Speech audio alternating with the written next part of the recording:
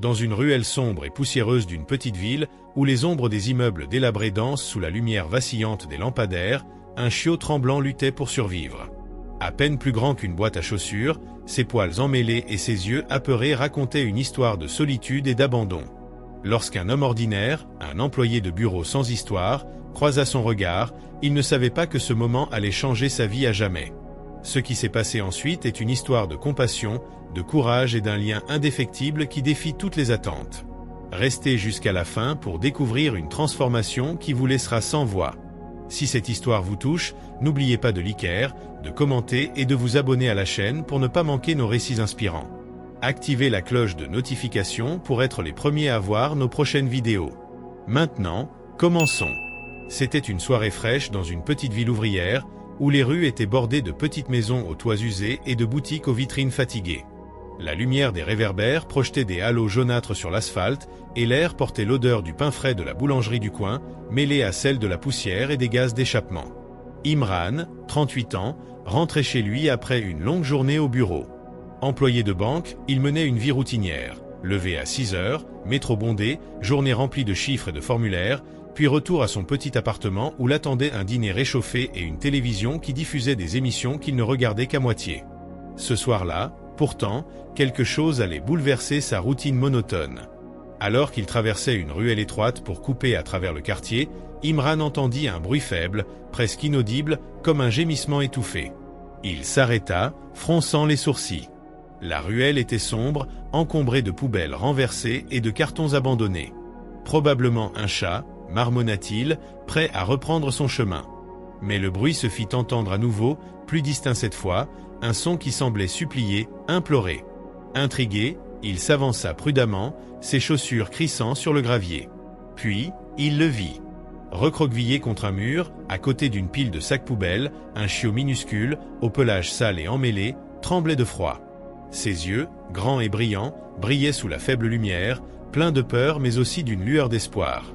Imran s'accroupit lentement, son sac à dos glissant de son épaule. « Hé, petit, qu'est-ce que tu fais là ?» murmura-t-il, sa voix douce pour ne pas effrayer l'animal. Le chiot, un mélange de race indéfinissable avec un pelage brun tacheté de noir, le fixa, immobile, comme s'il évaluait si cet homme représentait une menace ou une chance de survie. Imran tendit la main, mais le chiot recula légèrement, un faible grognement s'échappant de sa gorge.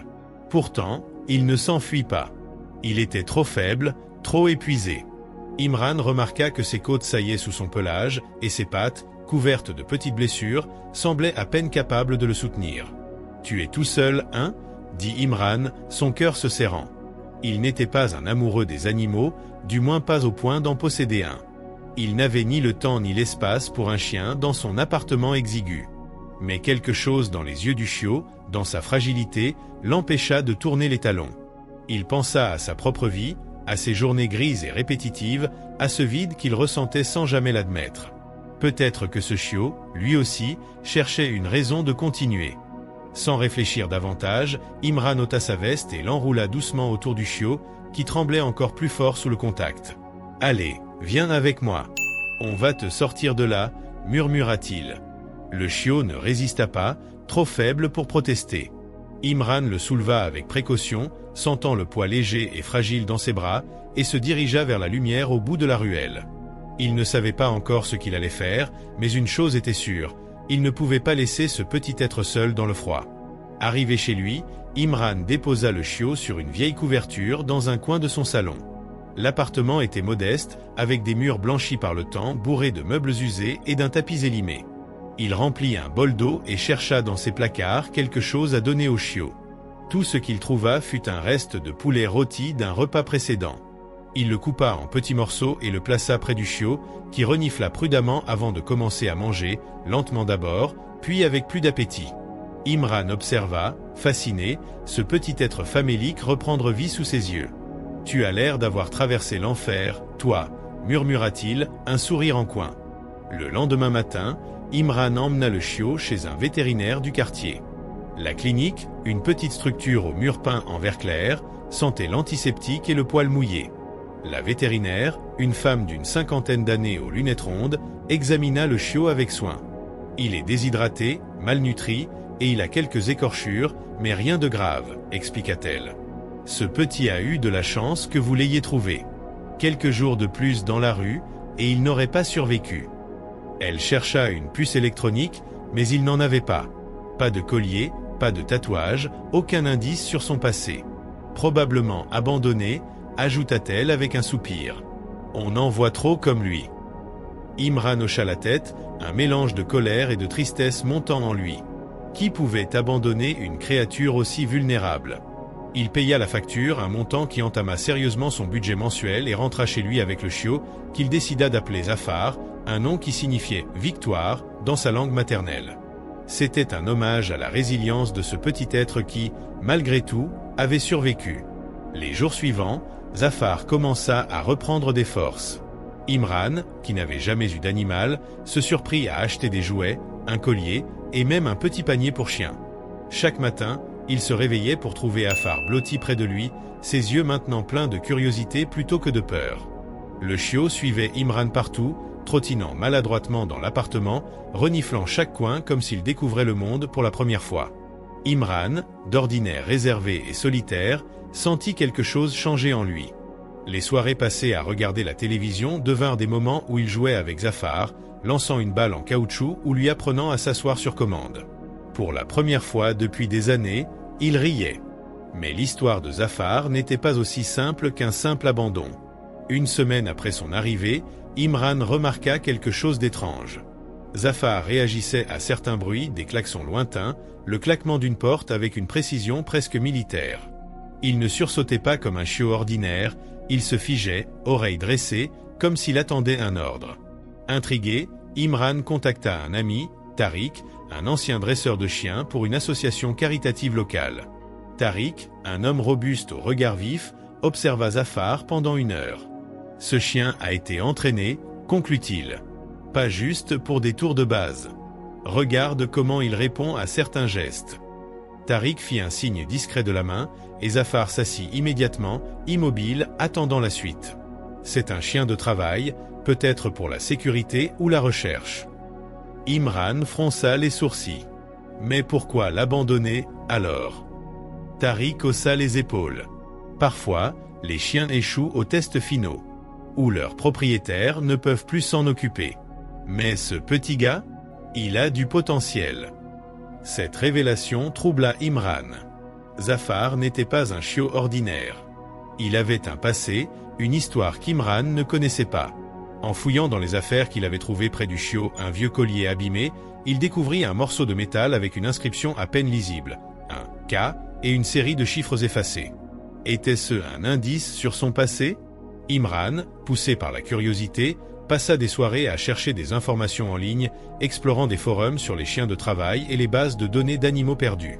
Rien ne correspondait. Zafar restait un mystère. Mais ce mystère prit une tournure inattendue. Un soir, alors qu'Imran promenait Zafar dans un parc voisin, un homme en costume sombre s'approcha. « Beau chien », dit-il, mais son ton était trop appuyé, ses yeux trop scrutateurs. Zafar, d'ordinaire amical, grogna doucement, ses poils se hérissant. L'homme tendit une carte de visite. « Si vous cherchez à vous en débarrasser, appelez-moi. Il pourrait être utile à certaines personnes. » Imran, méfiant, rangea la carte sans répondre. Cette nuit-là, il ne dormit pas. La carte portait un nom Khalid et un numéro, mais pas d'adresse ni de logo. Quelque chose n'allait pas. Les jours suivants, Imran remarqua des détails troublants. Une voiture noire stationnée trop longtemps près de son immeuble. Des appels anonymes sur son téléphone. Zafar, lui, devenait de plus en plus alerte, comme s'il sentait une menace. Imran contacta Tariq à nouveau, qui lui conseilla de vérifier si Zafar avait été impliqué dans un programme spécial. Certains chiens sont entraînés pour des missions sensibles, expliqua Tariq. S'il vient d'un endroit comme ça, quelqu'un pourrait le chercher. Imran, déterminé à protéger Zafar, plongea dans ses souvenirs de lecture sur des programmes de dressage pour chiens de détection ou de recherche. Il trouva une vieille base de données en ligne, accessible via un ancien contact de son cousin, employé dans une ENG. En entrant des informations vagues chiots, entraînés, collier avec K, il tomba sur un dossier partiellement verrouillé. Sujet K9-47. Race, croisement. Statut, désactivé, présumé perdu. Mission, confidentielle. La date correspondait à quelques semaines avant qu'Imran ne trouve Zafar. Son pouls s'accéléra. Était-ce une coïncidence? Ou Zafar était-il plus qu'un simple chiot abandonné? Quelques nuits plus tard, Imran fut réveillé par un bruit à sa porte. Zafar, déjà debout, grognait, les oreilles basses. Imran jeta un œil par la fenêtre, deux silhouettes se tenaient dans l'ombre. Sans hésiter, il attrapa un sac avec quelques affaires, prit Zafar dans ses bras et sortit par l'escalier de secours. Il courut jusqu'à un vieux garage où il garait une moto qu'il utilisait rarement. « Allez, mon grand, on bouge » murmura-t-il. Zafar, comme s'il comprenait, sauta dans le panier attaché à la moto. Imran démarra, le moteur rugissant dans la nuit. Ils roulèrent jusqu'à une petite maison de campagne appartenant à un collègue, à 1 heure de la ville. Là, dans le silence des champs, Imran tenta de comprendre. Zafar n'était pas un chien ordinaire. Était-il un fugitif d'un programme secret? Un chien de détection rejeté? Ou quelque chose de plus sinistre? Il repensa à l'homme en costume, à la carte, aux appels. Quelqu'un voulait Zafar, mais pourquoi? Le lendemain, Imran rencontra Tariq dans un café discret. « J'ai trouvé quelque chose », dit Tariq, posant un dossier sur la table. K9-47. Un programme expérimental. Des chiens entraînés pour des missions de reconnaissance dans des zones à risque. Ce chiot, il a peut-être échappé à une mission qui a mal tourné. Imran sentit un frisson. « Et maintenant ?» demanda-t-il. Tariq le fixa. « Ils le veulent peut-être pour ce qu'il sait. Ou pour ce qu'il a vu. » Cette nuit-là, dans la maison de campagne, Imran s'assit près de Zafar, qui dormait paisiblement. Il caressa son pelage, désormais lisse et brillant. « Peu importe qui tu étais, » murmura-t-il. « Tu es Zafar maintenant. Et tu es avec moi. » Mais au fond de lui, il savait que le danger n'était pas loin. Les jours suivants, il évita la ville, restant dans l'ombre, surveillant Zafar comme un trésor. Le chiot, lui, semblait comprendre. Il se tenait près d'Imran, alerte, fidèle, comme s'il savait que cet homme était sa nouvelle maison. Un matin, alors qu'il se promenait dans un champ, Imran reçut un message anonyme « Rendez le chien ». Dernier avertissement. Son sang se glaça. Il regarda Zafar, qui jouait avec une brindille, insouciant. « Pas question », murmura Imran. Il décida de couper tout contact avec la ville, changeant de numéro, évitant les réseaux sociaux. Avec l'aide de Tariq, il trouva un refuge dans une autre région, une petite ferme où Zafar pourrait courir librement. Des semaines passèrent. Zafar grandissait, son pelage devenant plus épais, ses yeux plus confiants. Imran, lui, changeait aussi. Il quitta son emploi à la banque, trouvant un travail à distance qui lui permettait de rester près de Zafar. Leur lien devint indéfectible. Zafar, autrefois un chiot brisé, courait maintenant dans les champs, aboyant joyeusement, sautant après des papillons. Imran, autrefois un homme sans but, riait à nouveau, trouvant un sens à sa vie dans les yeux brillants de son compagnon. 1 an plus tard, dans leur nouvelle maison, Imran grava un collier pour Zafar. Pas de K9-47, juste Zafar. Ils marchaient ensemble sur une plage déserte, le vent caressant leur visage. Les ombres du passé semblaient s'effacer, remplacées par une certitude. Zafar n'était plus un mystère à résoudre, mais un ami, un survivant, une victoire. Imran s'arrêta, regardant l'horizon. « On s'en est sorti, mon grand, » dit-il. Zafar, la queue frétillante, aboya doucement, comme pour répondre « Oui, ensemble ». Cette histoire vous a touché? Alors abonnez-vous, aimez la vidéo et partagez cette vidéo avec quelqu'un qui croit aux secondes chances. Le voyage de Zafar nous rappelle qu'il y a toujours une lumière, même dans les ruelles les plus sombres.